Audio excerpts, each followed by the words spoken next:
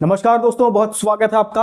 और आज की वीडियो में हम बात करेंगे न्यूजीलैंड और ऑस्ट्रेलिया के बीच होने वाले पहले टी20 मुकाबले की। टी20 वर्ल्ड कप में अब ज्यादा समय नहीं है और ऐसे में हर देश अपनी टी20 टीम को इकट्ठा करके अपनी स्ट्रेंथ और अपनी कमजोरी का जो अंदाजा है उसको लगाने में लगा हुआ है। और उस वर्ल्ड कप के लिहाज से ये सीरीज बहुत इंपॉर्टेंट होने वाली है। इसी मैच से जुड़े stats, records, pitch report, head to head records के अलावा मैं आपको ड्रीम 11 टीम बताऊंगा, इसलिए आप इस वीडियो को आखिर तक जरूर देखें। लेकिन उससे पहले मैं आप सबसे रिक्वेस्ट करना चाहता हूं कि अगर अब तक आपने हमारे चैनल को सब्सक्राइब नहीं किया तो इसको सब्सक्राइब कर लीजिए, ताकि हमारी वीडियोस आपके फोन और आप तक आसानी से पहुंच सके और आपको ड्रीम 11 टीम बनाने में मदद मिल सके। वहीं आप हमारे टेलीग्राम चैनल से भी जुड़ सकते हैं, क्योंकि मैं वहां पर लाइव टीम डालता हूं। लाइव टीम पाने के लिए टेलीग्राम चैनल से जुड़ना ना भूले, लिंक मैंने कॉमेंट और डिस्क्रिप्शन बॉक्स में डाल दिया है। लिंक पर क्लिक करिए और लाइव टीम पाइए टेलीग्राम चैनल से जुड़कर। चलिए 360 डिग्री रिव्यू की शुरुआत करेंगे और सबसे पहले हम बात करेंगे मैच प्रीव्यू की। मैच प्रीव्यू की बात करें तो न्यूजीलैंड और ऑस्ट्रेलिया के बीच जो पहला टी20 मुकाबला है वो 21 फरवरी बुधवार के दिन खेला जाएगा स्काई स्टेडियम में, जो कि वेलिंगटन में स्थित है। इस स्टेडियम की जो कैपेसिटी है वो 34,000 दर्शकों की है। ऑस्ट्रेलिया टीम लगभग 1.5 साल के बाद न्यूजीलैंड का दौरा कर रही है और वहां पर टी20 सीरीज के अलावा वहां पर वो टेस्ट सीरीज भी खेलेगी। और ऐसे में फैंस को एक दिलचस्प और इंटरेस्टिंग सीरीज देखने को मिल सकती है। अगर आप भारत में रहते हैं और इस सीरीज को देखना चाहते हैं तो आप हॉटस्टार में देख सकते हैं लाइव स्ट्रीमिंग, और अगर आप लाइव टेलीकास्ट देखना चाहते हैं तो आप स्टार नेटवर्क पर इस सीरीज को देख सकते हैं। पहले टी20 मुकाबले में मुझे न्यूजीलैंड की टीम फेवरेट्स नजर आ रही है, क्योंकि वो अपने घर पर खेलेगी, अपने होम ग्राउंड्स के बीच खेलेगी और उनको वहां पर जबरदस्त सपोर्ट और समर्थन मिलने की पूरी उम्मीद है। इसलिए न्यूजीलैंड को मैं एज अ होस्ट कंट्री के तौर पर थोड़ा सा फेवरेट मान के चल रहा हूं। हालांकि ऑस्ट्रेलिया को यहां पर बिल्कुल भी कमजोर आंकने की अगर भूल करेगी न्यूजीलैंड तो उनको यहां पर हार का सामना करना पड़ सकता है। चलिए आगे बढ़ेंगे, बात करेंगे दोनों टीमों की हेड टू हेड रिकॉर्ड्स की। तो मैं आपको बता दूं, न्यूजीलैंड और ऑस्ट्रेलिया के बीच अब तक कुल 16 टी20 मुकाबले खेले गए हैं। इस दौरान कंगारुओं का जो पलड़ा है वो साफ तौर पर भारी देखने को मिला है और उन्होंने 10 मुकाबले अपने नाम किए हैं और सिर्फ 5 मैच न्यूजीलैंड की टीम ने जीते हैं। एक मैच टाई रहा था जिसको बाद में ऑस्ट्रेलिया की टीम ने अपने नाम कर लिया था। न्यूजीलैंड की कंडीशंस में बात करें तो जब न्यूजीलैंड की मेजबानी में कंगारू टीम खेलती है तो दोनों के बीच अब तक कुल 10 मुकाबले खेले गए हैं। यहां पर भी ऑस्ट्रेलिया का पलड़ा भारी देखने को मिलता है और 10 में से 6 मुकाबले ऑस्ट्रेलिया की टीम ने अपने नाम किए हैं। और अपने घर पर भी न्यूजीलैंड की टीम ऑस्ट्रेलिया के सामने बैकफुट पर नजर आती है और उन्होंने अपने घर पर महज 3 मुकाबले जीते हैं। इन आंकड़ों से साफ होता है कि ऑस्ट्रेलिया का जो पलड़ा है वो न्यूजीलैंड के खिलाफ हमेशा से भारी रहता है। लेकिन अब मैं आपको जो आंकड़ा बताऊंगा वो न्यूजीलैंड के पक्ष में जाता नजर आता है। आखिरी 5 मैचों की बात करें तो न्यूजीलैंड ने आखिरी 5 में से 4 टी20 मुकाबले जीते हैं, सिर्फ एक में उनको हार का सामना करना पड़ा है। वहीं ऑस्ट्रेलिया टीम ने आखिरी 5 में से 2 मुकाबले जीते हैं और 3 में उनको हार का सामना करना पड़ा है। यह रीसेंट फॉर्म की बात हम कर रहे हैं, जहां पर न्यूजीलैंड का पलड़ा एकमात्र है जो कि यहां पर भारी नजर आता है। चलिए अब मैं आपको पिच रिपोर्ट बता देता हूं, जो कि बहुत इंपॉर्टेंट होती है ड्रीम 11 टीम बनाने के लिहाज से। तो यहां की जो पिच है वो बल्लेबाजों को सपोर्ट करती है, गेंद बल्ले पर बहुत अच्छे से आती है, पिच पर तेजी है, उछाल है, जिससे जो बल्लेबाज जिनको गति पसंद होती है वो यहां पर बहुत अच्छे से रन बनाते नजर आ सकते हैं। स्टेडियम की डायमेंशन की बात करेंगे तो सामने की जो बाउंड्रीज है वो छोटी है as compare to side boundaries. तो ऐसे में जो बल्लेबाज सीधा खेलना पसंद करते हैं उनको यहां पर बहुत फायदा मिलने वाला है। तेज गेंदबाजों के पास यहां पर स्विंग कराने का मौका होगा, क्योंकि हवा चलती है जिससे उनको यहां पर स्विंग मिलेगी। और ऐसे में मेरा मानना है कि तेज गेंदबाज भी इस मैच में अपना जो प्रभाव है वो छोड़ते नजर आ सकते हैं। हालांकि स्पिनर्स के लिए ज्यादा कुछ देखने को नहीं मिलेगा, लेकिन सही लाइन सही लेंथ पर अगर वो गेंदबाजी करेंगे तो उनके पास भी विकेट चटकाने का मौका होगा। चलिए मैं आपको बताऊंगा स्काई स्टेडियम्स के जो ओवरऑल रिकॉर्ड्स है वो क्या कहते हैं। तो मैं आपको बता दूं, इस स्टेडियम में अब तक कुल 16 टी20 मुकाबले खेले गए हैं। इस दौरान न्यूजीलैंड की टीम ने यहां पर 1 मुकाबला जीता है, वहीं ऑस्ट्रेलिया की टीम ने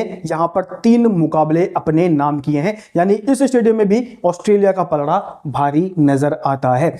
बैटिंग जो टीम पहले करती है उन्होंने यहां पर 6 मुकाबले जीते हैं और बाद में बल्लेबाजी करने वाली टीम ने यहां पर 8 मुकाबले जीते हैं। इससे हमको अंदाजा लगता है कि यहां पर चेज करना ज्यादा आसान है और जो टीम यहां पर टॉस जीतेगी वो यहां पर चेज करना चाहेगी, क्योंकि जो मैदान का इतिहास है वो इसी तरफ इशारा करता है। आखिरी 5 मैचों के स्कोर की बात कर ले तो इस स्टेडियम में अब तक कुल 142, 143, 156, 106 और 208 रनों का स्कोर देखने को मिला है। यानी ऑन एन एवरेज यहां पर जो है वो 145 से 150 के आसपास का स्कोर बनते दिखता है, जो कि दिखाता है कि यहां पर बैटिंग बहुत ईजी है। न्यूजीलैंड की टीम ने यहां पर 219 रनों का स्कोर बनाया था, जो किसी भी टीम का सबसे बड़ा स्कोर है इस मैदान पर।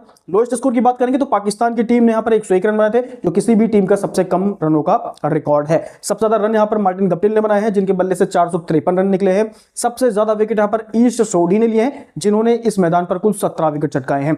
बेस्ट परफॉर्मेंस की बात करेंगे तो एस्टन एगर ने यहां पर एक मैच में 6 विकेट लिए थे, जो किसी भी गेंदबाज द्वारा सबसे शानदार गेंदबाजी करने का रिकॉर्ड है। अब मैं आपको बताऊंगा कि दोनों टीमों की लाइकली 11 क्या हो सकती है और इसके अलावा किन खिलाड़ियों को हम ड्रीम 11 टीम में शामिल कर रहे हैं, किनको नहीं कर रहे हैं, और जिनको कर रहे हैं तो आखिर उनको चुनने की पीछे की वजह क्या है। सबसे पहले हम न्यूजीलैंड की प्लेइंग 11 पर नजर डालेंगे जो कि संभावित होगी। तो उनकी टीम में Glenn Phillips, Devon Conway, Rachin Ravindra, Mark Chapman, Finn Allen, Josh Clarkson, Mitchell Santner, Tim Southee, Ish Sodhi, Lockie Ferguson और एडम मिलने खेलते नजर आ सकते हैं। ऑस्ट्रेलिया की लाइकली प्लेइंग 11 पर नजर डालें तो David Warner, Travis Head, Mitchell Marsh, Matthew Short, Josh Inglis, Glenn Maxwell, Tim David, Pat Cummins, Josh Hazlewood, Adam Zampa और मिचेल स्टार्क खेलते नजर आ सकते हैं। अब एक नजर डालते हैं कि जिन खिलाड़ियों को हम अपनी ड्रीम 11 टीम में शामिल कर रहे हैं उनको आखिर क्यों चुन रहे हैं और किन खिलाड़ियों को आप टीम में शामिल नहीं कर रहेंगे तो ज्यादा फायदे में रहेंगे। आप ग्राफिक्स में देख सकते हैं कि जिन खिलाड़ियों के बगल में मैंने यस लिखा है उनको हमने अपनी टीम में शामिल किया है, जिनके बगल में हमने नो लिखा है उनको शामिल नहीं किया है, और जहां पर डिपेंड्स लिखा है उसका यह मतलब है कि खिलाड़ी के कंडीशंस के हिसाब से, पिच के हिसाब से आप कॉल ले सकते हैं और हम उस खिलाड़ी को चुन रहे हैं या नहीं चुन रहे हैं वो हम आपको आगे बता देंगे। सबसे पहले हम बात करेंगे न्यूजीलैंड के विकेट कीपर बल्लेबाज डेवॉन कॉनवे की, जो आप ग्राफिक्स में देख सकते हैं इनके साइड में हमने डिपेंड्स लिखा है, यानी कि आप अपने हिसाब से इन पर कॉल ले सकते हैं। हालांकि हम इस खिलाड़ी को अपनी टीम में शामिल कर रहे हैं। ज्यादा अच्छी फॉर्म तो नहीं रही है लेकिन इनके नाम बहुत बड़ा है अंतरराष्ट्रीय क्रिकेट में। T20 फॉर्मेट इनका पसंदीदा फॉर्मेट है और IPL से ठीक पहले ये खिलाड़ी अपनी लय को हासिल करने की पूरी कोशिश करेंगे, इसीलिए हम इस खिलाड़ी के साथ इस मैच में और इस सीरीज में जाना चाहेंगे। 6 मैचों में इन्होंने 284 रन बनाए हैं, 2 अर्धशतक इनके बल्ले से निकले हैं और इनका जो हाईएस्ट स्कोर है वो 99 रन रहा है। आखिरी 3 पारियों में इन्होंने 0, 20 और 7 का स्कोर किया है, जो दिखाता है कि आउट ऑफ फॉर्म है, लेकिन मेरा मानना है कंगारुओं के खिलाफ ये बल्लेबाज अपनी फॉर्म में वापसी जरूर करते नजर आ सकते हैं। ग्लेन फिलिप्स की बात करेंगे जिनको हमने अपनी टीम में शामिल किया है। बहुत शानदार बल्लेबाज हैं, बहुत अटैकिंग क्रिकेट खेलते हैं और जरूरत पड़ने पर गेंद से भी कमाल दिखाते हैं और आपको विकेट निकाल के देने का मादा रखते हैं, इसलिए ये खिलाड़ी आपकी टीम में जरूर होने चाहिए। इनके स्टैट्स पर नजर डालें तो 7 मैचों में 116 रन बनाए हैं, 34 इनका हाईएस्ट है, और आखिरी 5 पारियों की बात करें तो 19, 13, 19, 70 और 26 का स्कोर इन्होंने किया, जो दिखाता है शानदार फॉर्म में भी हैं और इनको स्टार्ट लगभग हर मुकाबले में मिला है। अगर ये थोड़ी देर पिच पर और रुक जाएंगे तो उस स्टार्ट को बड़ी पारी में कन्वर्ट कर ले जाएंगे। रचिन रविंद्र की बात कर लेते हैं तो इस खिलाड़ी को हमने अपनी टीम में शामिल किया है। अपने बल्ले और अपने गेंद दोनों से इन्होंने कमाल दिखाया था। इससे पहले जो सीरीज हुई थी साउथ अफ्रीका के खिलाफ टेस्ट सीरीज, उसमें इनका परफॉर्मेंस बहुत शानदार था, इसलिए रचिन रविंद्र आपकी टीम में जरूर होने चाहिए। 19 मैचों में 146 रन इन्होंने बनाए हैं, अपनी गेंदबाजी के दम पर इन्होंने कुल 11 विकेट भी चटकाए हैं, और आखिरी 5 पारियों की बात करें तो 21, 2, 0, 17 और 1 का स्कोर इन्होंने किया है, जो दिखाता है रचिन रविंद्र बहुत शानदार लय में है। बात करेंगे मार्क चैपमैन की तो इनको हमने अपनी टीम में शामिल नहीं किया है। मिडिल ऑर्डर में खेलते हैं लेकिन इनसे जितनी उम्मीदें रहती हैं उस पर एक खरा उतरते नहीं है, फॉर्म में नहीं है, इसलिए हमने इस खिलाड़ी को टीम से बाहर कर दिया है। अगले खिलाड़ी की बात करेंगे जिनका नाम है जोश क्लार्कसन, जो कि इस मैच में डेब्यू करते नजर आ सकते हैं। बैटिंग ऑलराउंडर है, इनसे काफी सारी उम्मीदें लगाई जा रही हैं, लेकिन मेरा मानना है ऑस्ट्रेलिया के खिलाफ इनको डेब्यू कर पाना और अच्छा परफॉर्म करना पाना पहले ही मैच में थोड़ा सा मुश्किल हो सकता है, इसीलिए हम इस खिलाड़ी को टीम में शामिल नहीं कर रहे हैं। मिचेल सेंटिनल की बात कर लेते हैं तो ये डिपेंड्स है कि मतलब आप उनको लेना चाहे तो ले सकते हैं, नहीं लेना चाहे तो आप उनको साइड भी कर सकते हैं। हालांकि हमने इस खिलाड़ी को टीम में शामिल नहीं किया है क्योंकि मेरा मानना है मिचेल सेंटिनल इस मैच में उतने प्रभावशाली साबित नहीं होंगे, इसलिए आप इस खिलाड़ी को भी टीम से बाहर कर सकते हैं। अब हम बात कर लेते हैं टिम साउदी की, जिनको आप अपनी टीम में शामिल कर लीजिए। बहुत एक्सपीरियंस प्लेयर है और अपने घरेलू कंडीशंस में ये खिलाड़ी और ज्यादा खतरनाक हो जाता है, इसलिए ये खिलाड़ी आपकी टीम में जरूर होने चाहिए। 12 मैचों में 12 विकेट चटका चुके हैं, बेस्ट परफॉर्मेंस 6 रन देके 3 विकेट रहा है, और आखिरी 5 पारियों की बात करेंगे तो 4, 2, 2, 0 और 2, यानी 4, 2, 6, 2, 8 और 2, 10 विकेट इन्होंने लिए, जो दिखाता है कितनी गदर फॉर्म में ये खिलाड़ी चल रहा है। अब बात करेंगे एडम मिलने की। अगर ये खिलाड़ी प्लेइंग 11 का हिस्सा होते हैं तो आप इनको अपनी टीम में शामिल जरूर करें, क्योंकि बेहतरीन गेंदबाज हैं, अपनी लंबाई का पूरा फायदा उठाते हैं, तेज गति इनके पास रहती है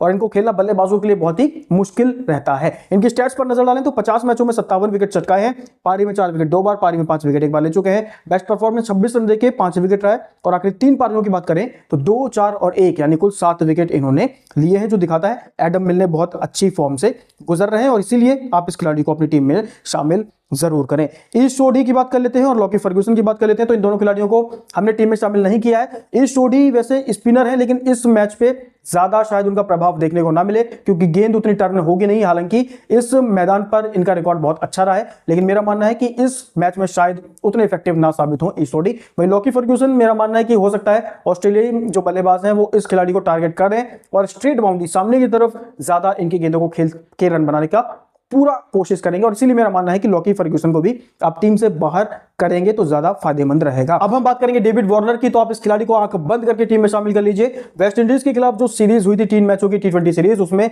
इस खिलाड़ी ने बहुत गजब का परफॉर्म किया था और इसीलिए अपनी उस फॉर्म को ये इस सीरीज में भी कंटिन्यू रखने की पूरी कोशिश करेंगे। 9 मैचों में इन्होंने न्यूजीलैंड के खिलाफ 216 रन बनाए हैं, हाईएस्ट इनका 59 रन है और आखिरी 3 पारियों की बात करें तो 70, 22 और 81 का स्कोर इन्होंने किया है। जैसा कि मैंने आपको बताया कि वेस्ट इंडीज के खिलाफ इस खिलाड़ी ने बहुत गजब की बैटिंग की थी।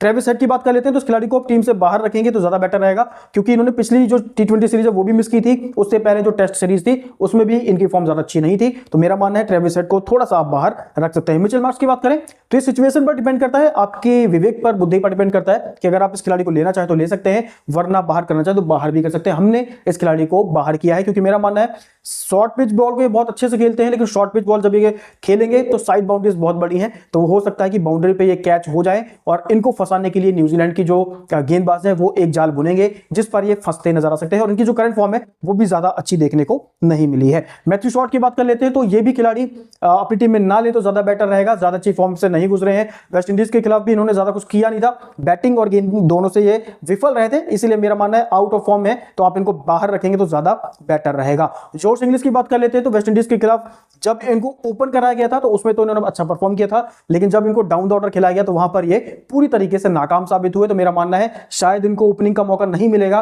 और अगर ये ओपन नहीं करेंगे तो बहुत ही ऑर्डिनरी खिलाड़ी नजर आते हैं, इसलिए इस खिलाड़ी को भी आप टीम से बाहर कर सकते हैं। बात करेंगे हम ग्लेन मैक्सवेल की, तो इस खिलाड़ी को आप टीम में शामिल जरूर करें, बहुत शानदार ऑलराउंडर है। हमने देखा है कि किस तरह इन्होंने अपने बल्ले से विपक्षी गेंदबाजों को बैकफुट पर धकेला है। 11 मैचों में 262 रन न्यूजीलैंड के खिलाफ बना चुके हैं और इन्होंने अपनी गेंदबाजी से 4 विकेट भी झटकाए हैं। आखिरी 3 पारियों की बात करें तो 10, 120 और 12 का स्कोर इन्होंने आखिरी 3 पारियों में किया, जो दिखाता है ग्लेन मैक्सवेल कितने खतरनाक बल्लेबाज हैं। टिम डेविड को आप टीम में शामिल जरूर करें। लोअर मिडिल ऑर्डर में ये खिलाड़ी बहुत तेजी से रन बनाता है, स्ट्राइक रेट इनका लगभग 200 या उससे ऊपर का रहता है और अपनी टीम के लिए बहुत इंपॉर्टेंट भूमिका भी निभाते नजर आते हैं, इसलिए ये खिलाड़ी भी आपकी टीम में जरूर होने चाहिए। 36 मैचों में 1006 रन बना चुके हैं, हाईएस्ट इनका 92 रन है। 37, 31 और 41 रन इन्होंने आखिरी 3 पारियों में किए हैं, जो दिखाता है टिम डेविड बहुत ही बेहतरीन फॉर्म से गुजर रहे हैं। पैट कमिंस की बात कर लेते हैं, इस खिलाड़ी को आप टीम में शामिल जरूर कर लें। ऑस्ट्रेलिया के कप्तान रहे हैं टेस्ट सीरीज में और मेरा मानना है उसका इनको बेनिफिट भी मिला है और इस सीरीज में भी ये खिलाड़ी आईपीएल और T20 वर्ल्ड कप से पहले अपनी रिदम और अपनी लय हासिल करने की पूरी कोशिश करेंगे। इनके स्टैट्स पर नजर डालें तो 50 मैचों में 55 विकेट ले चुके हैं, बेस्ट 15 रन देके 3 विकेट है और आखिरी 5 पारियों में इन्होंने 1, 0, 1, 2 और 0 यानी कुल 4 विकेट चटकाए हैं, जो दिखाता है कि शानदार लय में है। और जिस मैच में इनको विकेट नहीं मिलते वहां पर ये काफी इकोनॉमिकल रहते हैं और जरूरत पड़ने पर अगर बैटिंग मिलती है तो अपने बल्ले से भी कमाल की पारियां खेलते हैं, इसलिए ये खिलाड़ी भी आपकी टीम में होने चाहिए। अब हम बात करेंगे एडम जंपा की, तो इस खिलाड़ी को अगर आपको लेना है तो आप ले भी सकते हैं, हालांकि मैंने इसको टीम में शामिल नहीं किया है, लेकिन हो सकता है कि इस मुकाबले में एडम जंपा उतना प्रभावशाली साबित ना हो, लेकिन मेरा मानना है कि जिस तरीके से T20 क्रिकेट में इन्होंने अब तक परफॉर्म किया है तो यहां पर वो परफॉर्म भी कर सकते हैं। हालांकि मैं इनको बाहर कर रहा हूं, पर ये मैं कॉल आपके ऊपर छोड़ता हूं कि अगर आपको एडम जंपा को लेना है तो आप ले भी सकते हैं, हालांकि मैंने इनको टीम से बाहर किया है। जोश हेजलवुड की बात कर लेते हैं, तो ऑस्ट्रेलियाई कंडीशंस में जब वेस्ट इंडीज के खिलाफ सीरीज हुई थी तो उसमें एक मैच को छोड़कर बाकी दोनों मैच में फ्लॉप रहे थे। मेरा मानना है कि अगर आप इनको लेने वाले हैं तो थोड़ा सोच लेना, हालांकि मैं तो इनको टीम से बाहर किया है, लेकिन मैं आपके विवेक पर छोड़ता हूं कि अगर आपको इनको लेना हो तो आप ले सकते हैं, वैसे आप इनको बाहर करना चाहें तो बाहर भी कर सकते हैं। अगर मिचेल स्टार्क खेलते हैं और अवेलेबल रहते हैं तो आपके पास इनसे बेटर चॉइस कोई नहीं हो सकती। पैट कमिंस और मिचेल स्टार्क का कॉम्बिनेशन बहुत शानदार रहता है और इनकी जो जोड़ी है उन्होंने इससे पहले भी पास्ट में भी कई टीमों के बल्लेबाजों को नाको चने चबवाए हैं, इसलिए ये खिलाड़ी भी आपकी टीम में अगर खेलते हैं तो जरूर होने चाहिए। 58 मैचों में 73 विकेट चटकाए हैं, बेस्ट परफॉर्मेंस 20 रन देके 4 विकेट रहा है। आखिरी 5 पारियों की बात करें तो 1, 0, 0, 1 और 2 यानी कुल 4 विकेट लेने में कामयाब हुए हैं, जो दिखाता है कि बहुत ही शानदार लय में है और बहुत ही बड़े गेंदबाज है, इसलिए ये खिलाड़ी आपकी टीम में जरूर होने चाहिए। चलिए अब हम ये जान चुके हैं कि किसको हमको टीम में शामिल करना है, किसको बाहर करना है और किनको सिचुएशन के हिसाब से टीम में शामिल करना है या फिर उनको बाहर करना है। अब हम आगे बढ़ेंगे और अब बात करेंगे टॉप 5 पिक्स और captain and vice captain predictions की। तो इस मुकाबले के लिए जो 5 खिलाड़ी बहुत इंपॉर्टेंट होने वाले हैं उनके नाम है David Warner, Sachin Ravindra, Glenn Maxwell, Glenn Phillips और एडम मिलने। ये 5 खिलाड़ी आपकी टीम में हर हाल में और जरूर होने चाहिए। वहीं कैप्टन और वाइस कैप्टन के कॉम्बिनेशंस की बात करें करें तो पहला कॉम्बिनेशन जो है वो David Warner captain, Glenn Maxwell vice captain का बनता है। Second combination Sachin Ravindra captain, Glenn Phillips vice captain का बनता है। Third combination Maxwell captain, Phillips vice captain, और जो फोर्थ कॉम्बिनेशन है वो डेविड वार्नर कैप्टन और ग्लेन मैक्सवेल वाइस कैप्टन का बनता है। चलिए वीडियो में आगे बढ़ेंगे और मैं कुछ प्रेडिक्शंस करना चाहूंगा। जैसे टॉस की प्रेडिक्शंस इस मुकाबले के लिए न्यूजीलैंड के पक्ष में जाती है, यानी न्यूजीलैंड टॉस जीत सकती है। फर्स्ट इनिंग का जो स्कोर है वो 165 से 185 के बीच बनता नजर आ सकता है। सबसे ज्यादा रन ग्लेन फिलिप्स बना सकते हैं, सबसे ज्यादा विकेट एडम मिलने ले सकते हैं, सबसे ज्यादा छक्के जो हैं वो ग्लेन फिलिप्स लगा सकते हैं। और जो मैच का नतीजा है वो 60% न्यूजीलैंड और 40% ऑस्ट्रेलिया इस मुकाबले को जीतती नजर आ सकती है। चलिए अब एक नजर डालेंगे top cricket news around the world पर। तो मैं आपको बता दूं कि फैंस को T20 वर्ल्ड कप की टिकट लेने के लिए काफी दिक्कतों का सामना तब करना पड़ा जब वहां पर उनको टेक्निकल ग्लिच का सामना करना पड़ा। लगभग 2 घंटे तक टेक्निकल ग्लिच के कारण फैंस काफी परेशान रहे, हालांकि थोड़ी देर में उसको शॉर्ट आउट कर लिया गया। मैं आपको बता दूं रांची टेस्ट से जसप्रीत बुमराह को आराम दिया जा सकता है और ऐसे में हो सकता है कि चौथे टेस्ट में जसप्रीत बुमराह खेलते नजर ना आए। बेन स्टोक्स ने अंपायर्स कॉल को हटाने की मांग की है। उन्होंने कहा है कि अंपायर्स कॉल से कभी कभी खेल काफी प्रभावित हो जाता है, इसलिए इसको हटा देना चाहिए। पहली T20 में ट्रेंट बोल्ट टीम का हिस्सा नहीं होंगे। आखिरी 2 मैचों में वो न्यूजीलैंड की तरफ से खेलते नजर आएंगे। और सचिन तेंदुलकर ने यशस्वी जायसवाल के तारीफों के पुल बांधे हैं। उन्होंने जायसवाल को बहुत शानदार और बेहतरीन खिलाड़ी बताया है। तो दोस्तों आज के लिए बस इतना ही। आपसे मुलाकात होगी एक नई वीडियो में, एक नए मैच और एक नए एनालिसिस के साथ। अगर आपके पास कोई सुझाव है, कोई एडवाइस है तो आप उनको कमेंट के माध्यम से दे सकते हैं। Thank you so much. नमस्कार।